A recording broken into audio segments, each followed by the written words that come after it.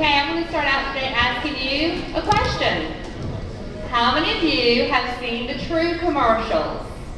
Tobacco Reality Unfiltered. Okay, a few hands. You've seen the ones with the girl with the voice box named Renee? I think she spoke here before. She lives in Nashville. Have you seen the new ones?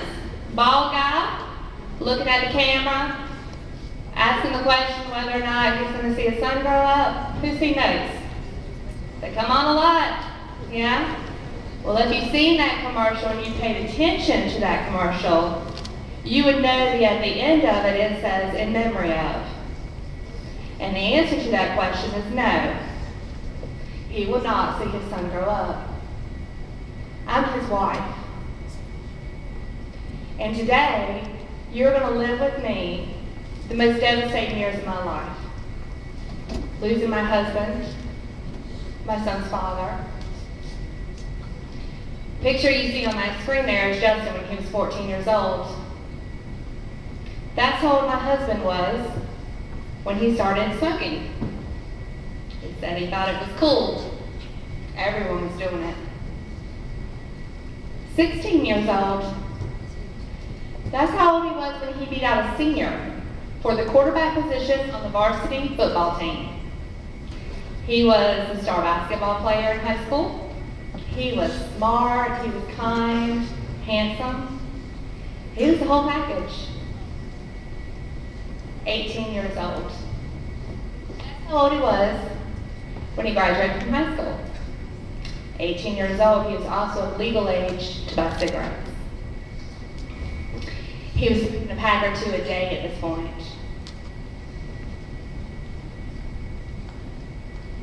20 years old. That's how old he was when he graduated from ECPI, top of his class in information technology. It's also how old he was when we met and we fell in love. I was a non-smoker. And I hated the fact that he smoked. I was a true nag. And he promised me that he would quit. 22 years old. That's how old he was when we got married. And I remember him going outside for a cigarette in between our wedding and our reception dinner. And I also remember how disappointed I was that he didn't keep his promise.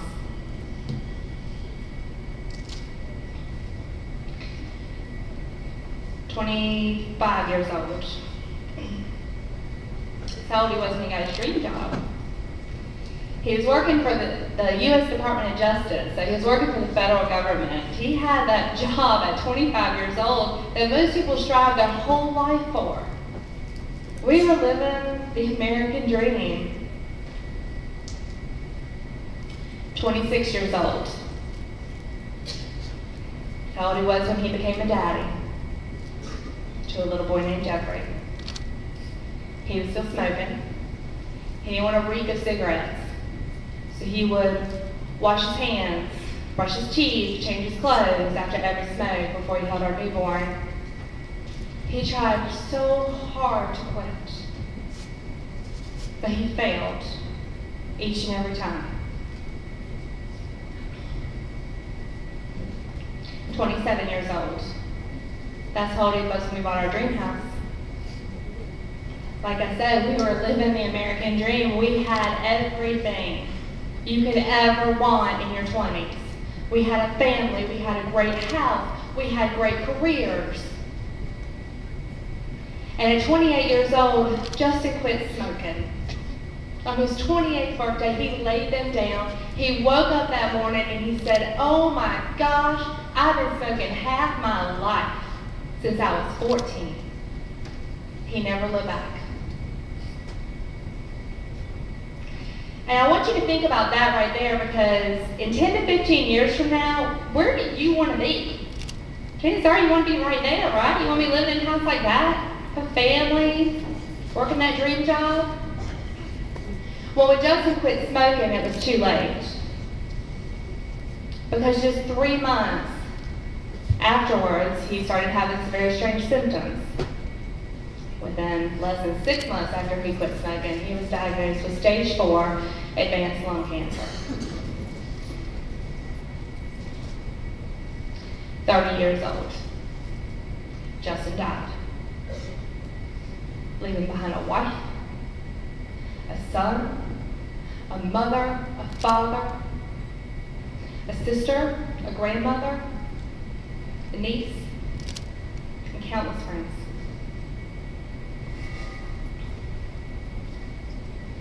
I'm sure most of you think the same thing we do when you hear that word lung cancer. You think, that's an old person disease.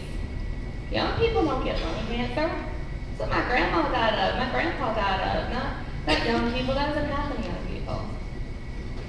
Well, the fact is that Justin has proved that cancer does not care what age you are. Does not care what color you are. Does not care how much money you have. Cancer does not discriminate. So if any of you have started smoking, don't think you can just quit later. Because by the time Justin was able to stop smoking, cancer had already invaded his lungs, his liver, his ribs, his sternum, his neck, his shoulders, his hips, and his spine. 1 in 13 women and 1 in 18 men will get lung cancer in their lifetime. And 90% of those who are diagnosed are current or past smokers. Lung cancer is the #1 cancer killer. And I didn't know that.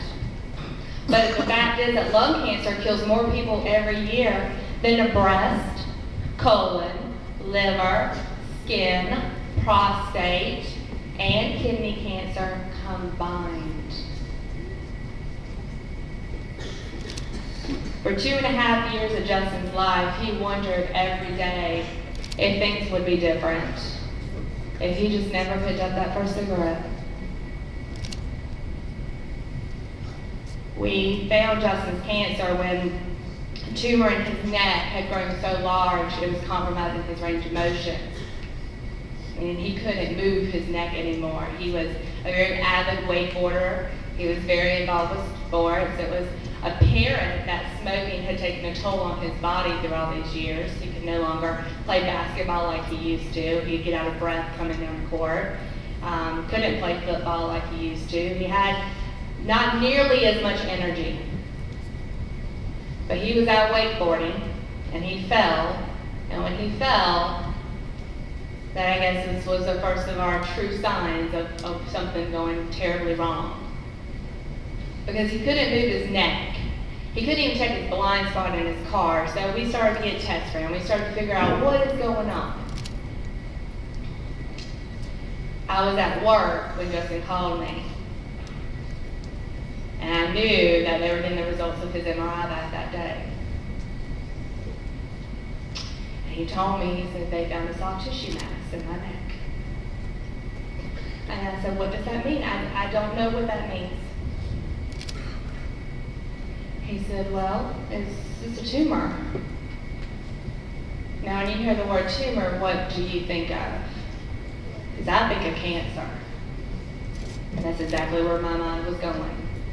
And I remember sitting there in my office and thinking, he can't have cancer. How can he have cancer? There's got to be another explanation for this.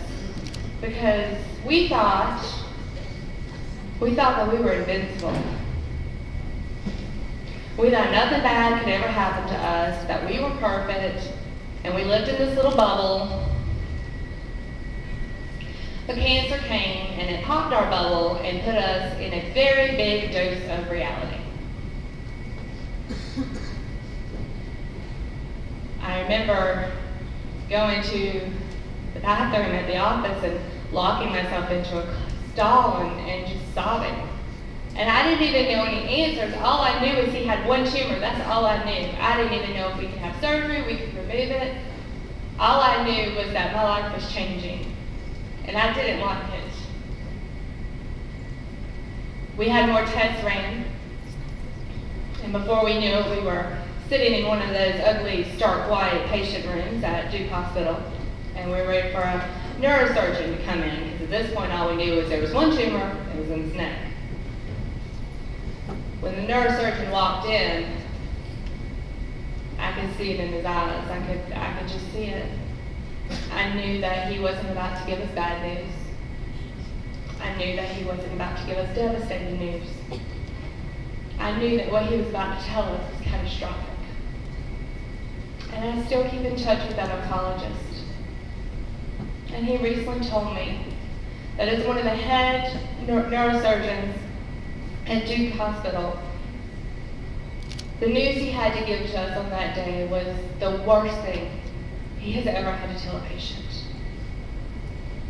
He explained to us that Justin had several tumors.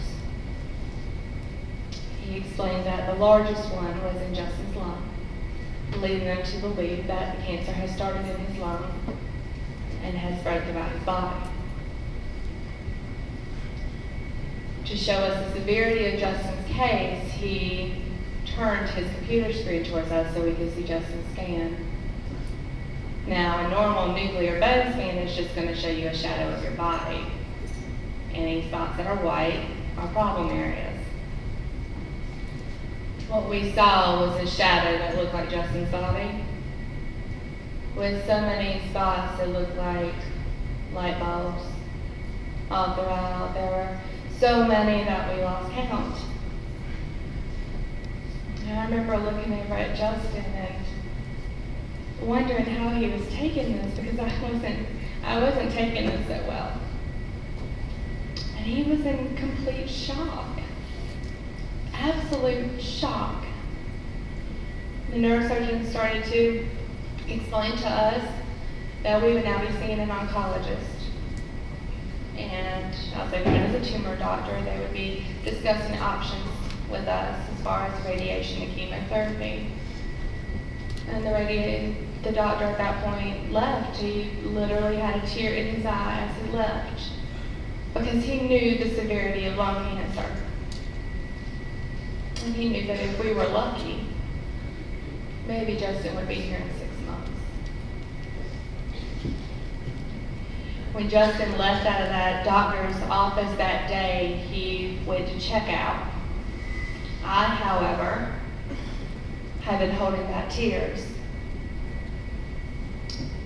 And as I walked down the hallway of the clinic, I knew that when I came across that corner, I was going to see his parents waiting for us, hoping that we're coming out and we're giving them good news, that maybe we can just fix this with surgery. Maybe it's just not cancer, it's something else. But when I saw them, those tears that I had been holding back started to fall uncontrollably. And I ran right past them, right out the door to clinic, sobbing and falling to the ground. His mother was right on my heels, and I remember her picking me up and looking me in my eyes and begging me to please tell her what the doctor said. And I was able to finally tell her that he has cancer. They think he has cancer. And I'll never forget that sound of her saying over and over and over again, it's just not fair. It's just not fair. How can my